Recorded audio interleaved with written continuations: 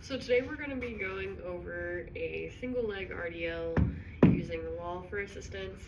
One of my clients calls this the duck hinge. And what we're working on here is making sure that when we have a leg up and we're doing a hinge mechanic, that we are keeping our pelvis level at all times and not hiking, which really helps when we're learning to maintain this leg engagement if we're lifting up and down and just walking.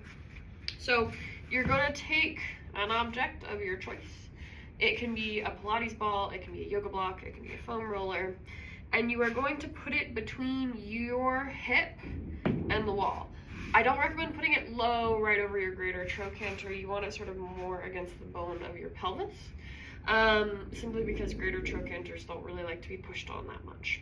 My stance leg, I have a small bend in my stance leg, and what I am thinking about here is just a typical deadlift where I am hinging backwards, sending my hips backwards, but I am keeping my pelvis level, and I have to keep it level because the block is keeping me honest.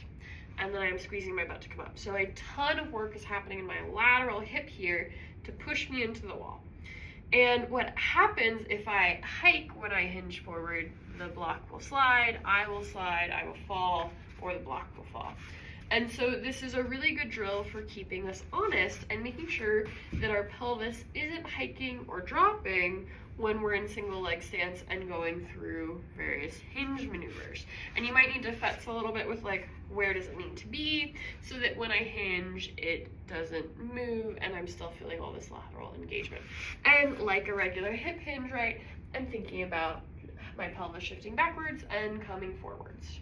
And so I'm not just coming from my lumbar spine. You don't want to think about, right, just rounding. You can see how my hip's not actually moving in that position.